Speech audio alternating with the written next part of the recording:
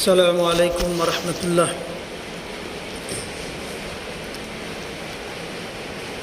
حاضرین جمعہ،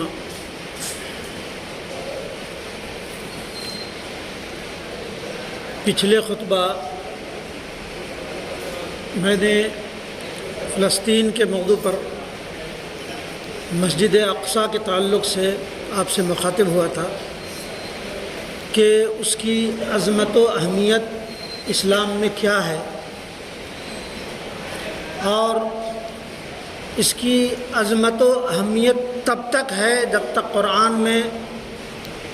سبحان الذی اسریٰ بعبدہ لیلا من المسجد الحرام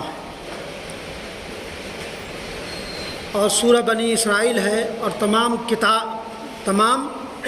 آسمانی کتب ہیں، بالخصوص قرآن مجید، تب تک فلسطین یا مسجد اقصیٰ یا اس خطے کی اہمیت اور فضیلت ہے، اور اس کی اہمیت و فضیلت کیوں نہ ہو؟ وہ اس لیے کہ مشہور ترین انبیاء کی جائے پیدائش ہے، ان کا مسکن اور مشرب ہے، وطن ہے، اسی سرزمین پر سینکڑوں انبیاء کی قبریں ہیں، وہیں وہ مدفون ہیں، اور نبی اکرم صلی اللہ علیہ وسلم کو وہیں سے معراج کے لیے بھیجا گیا، اور نہ جانے کتنی تاریخی واقعات اس سے وابستہ ہیں۔ حاضرین، فلسطین اور یہود، اللہ تبارک و تعالیٰ نے قرآن مجید میں ہی نہیں بلکہ اوریجنل تورات، زبور اور انجیل میں بھی ان کی شرارتوں،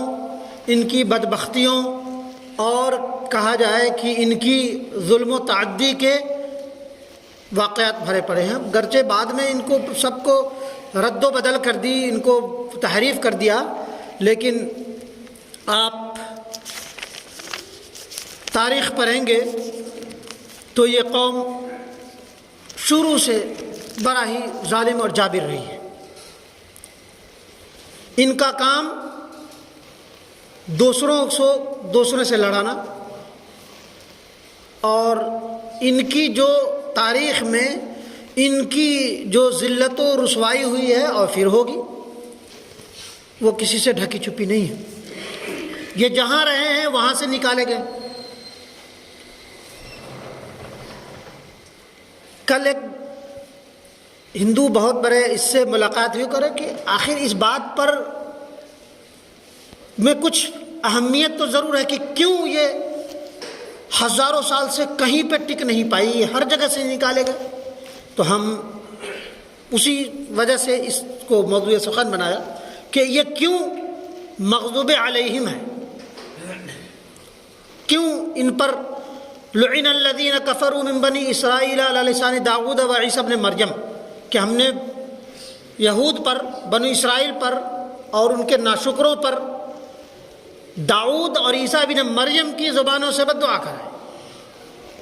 اور لَتَجِدَنَّ أَشَدَّ النَّاسِ عَدَاوَةً لِلَّذِينَ آمَنُوا الْيَهُودَ وَالَّذِينَ أَشْرَكُوا وَلَتَجِدَنَّ أَقْرَبَهُمْ مَوَدَّةً والنصارى کے تعلق سے بتایا گیا۔ وہ اس لیے کہ آج یہ بھل کی بات نہیں ہے، بلکہ 1500 قبل مسیح سے پہلے سے ہسپانیہ سے بھگائے گئے، روم سے بھگائے گئے، اور عرب سے بھگائے گئے، یورپ کے سارے علاقوں سے بھگائے گئے، وہ اس لیے کہ سب سے پہلے انہوں نے عیسائیت میں پھوٹ ڈالی۔ جیسے اسلام میں تو بعد میں ڈالی، لیکن عیسائیت میں بھی پھوٹ ڈالی۔ وہ اس لیے کہ یہ جو آپ سنتے ہیں پروٹسٹنٹ اور رومی کیتھولک، یہ دونوں میں بغاوت ڈالنا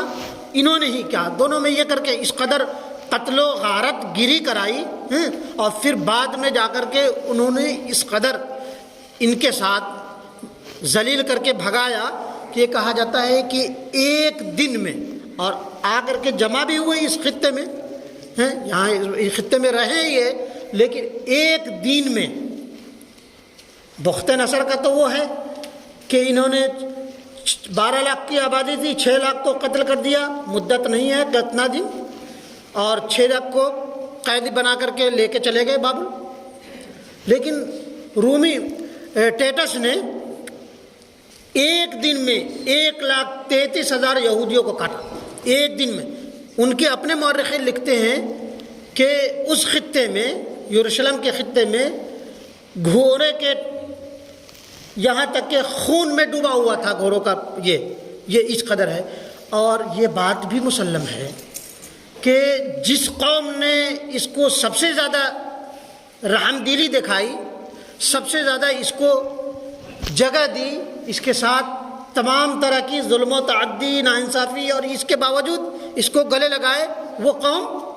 سب سے کم جن کے ہاتھوں کاٹی گئی ہے وہ مسلمان ہیں۔ حضرت عمر رضی اللہ عنہ نے اس وقت تک کہ ان کو یہاں سے نکال دیا گیا تھا، اور صاف طور پہ یہ قانون تھا کہ کوئی بھی یہودی اس سرزمین پہ دیکھا جائے تو اسے زندہ رہنے کا حق نہیں ہے۔ حضرت عمر اونٹ کے پیٹھ پر غلام کو بٹھائے ہوئے مسجد اقصی کے حد میں پہنچے، پیادہ، انصاف اور مساوات کا وہ، کہ کہا کہ حضور یہ بڑی وہ قوم ہے، یہ اسٹیٹس دیکھتی ہے، یہ وہ دیکھتی ہے کہ آپ اونٹ پہ سوار ہو جائیں، میں پیادہ چلتا ہوں، کہ نہیں، انصاف تو انصاف ہے، باری تمہاری ہے کہ تم بیٹھو، میں اونٹ کی نکیل پکڑے ہوئے، اور وہ بھی کیچڑ، اور وہ تھا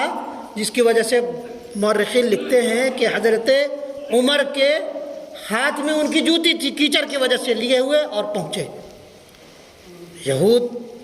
پڑھی لکھی قوم تو تھی، اور عیسائی، انہوں نے دیکھا کہ عمر کا ذکر ان کے کتابوں میں بھی تھا کہ یہ مشابہت ہوگی، فوراً ہتھیار ڈال دیا۔ تو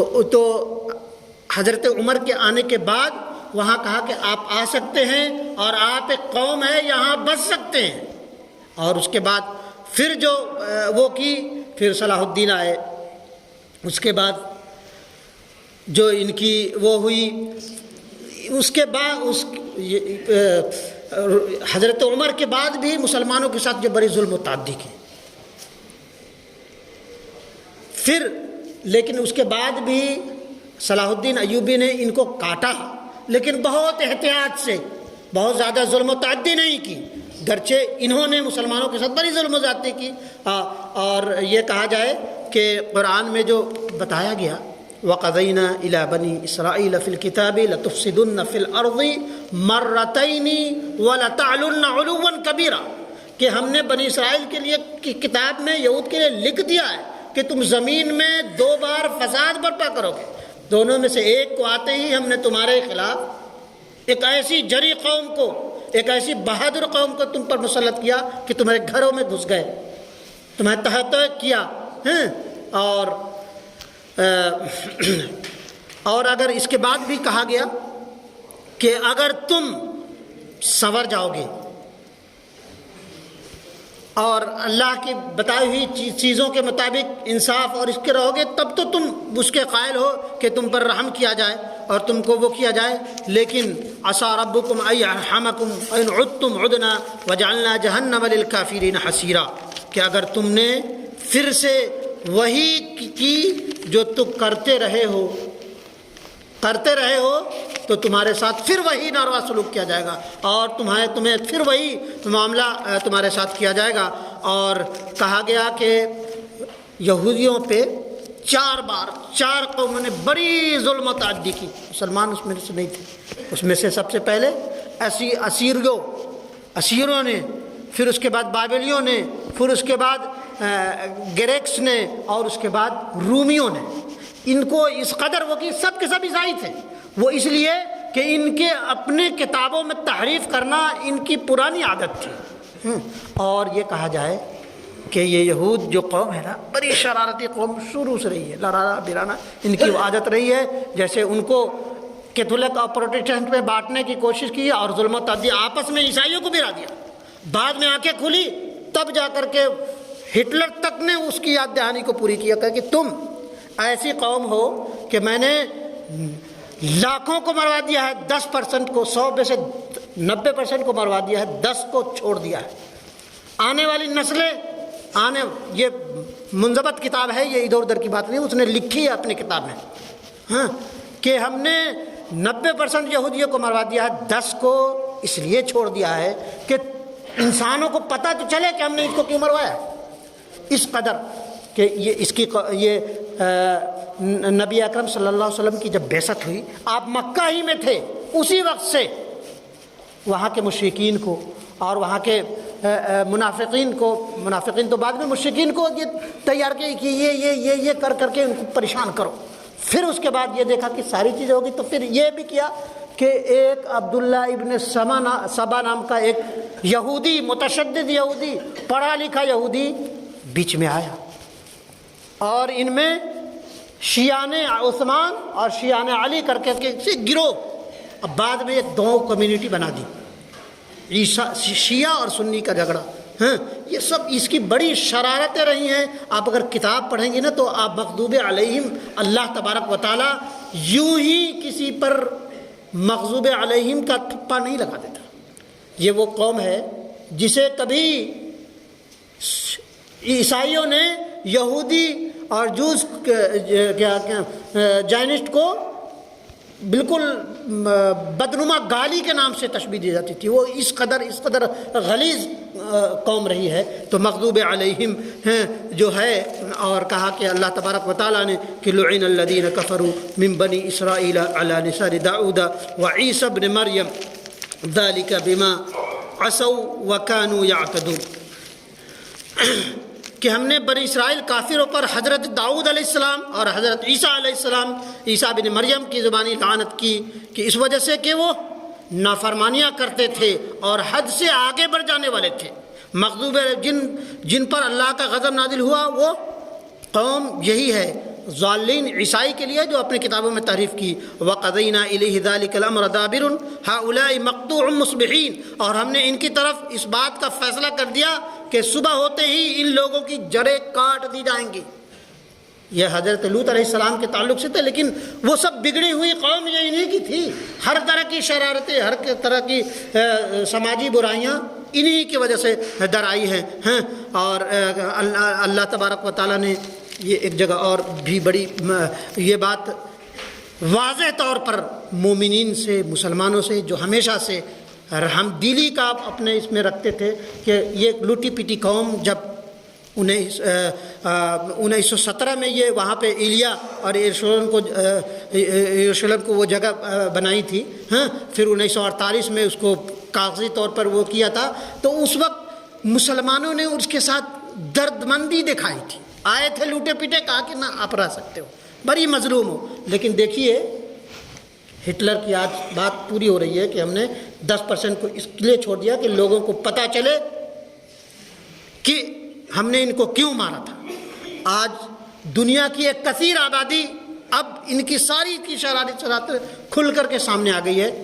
انصاف پسند عوام دنیا کے ہر کونے میں ان کے ظلم و تعدی کی گواہ ہیں. اور اللہ تبارک و تعالیٰ نے یہ بھی لکھ دیا ہے کہ مغضوب علیہم لکھ دیا تو لکھ دیا. آپ کے ظلم کی تاریخ بڑی پرانی ہے، بڑی لمبی ہے. یہ فہرست اللہ تبارک و تعالیٰ کسی قوم کو یوں ہی نہیں لکھ دیتا. وہ پوری زندگی کا پہلے وہ محاسبہ کرتی ہے اور کیلکولیشن کرنے کے بعد تب کس کو لکھتی ہے. اور عنقریب وہ دن آئے گا کہ پھر وہ شاید وہ وقت اجازت نہیں تھا کہ بہت ساری اور بھی باتیں کی جائے.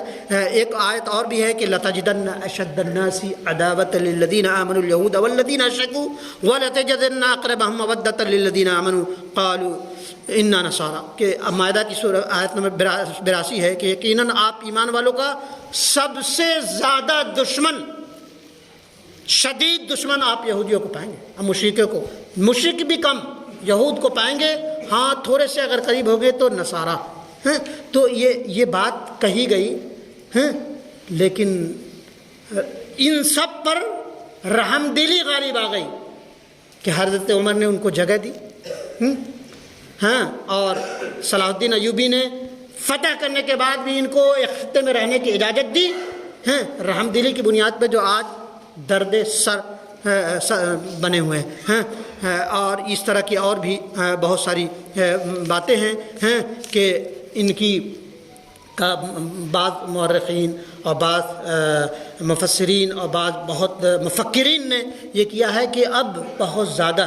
ان کی جو شروعات ہے، یہ جو عالمی منظرنامہ جو بن رہا ہے، اب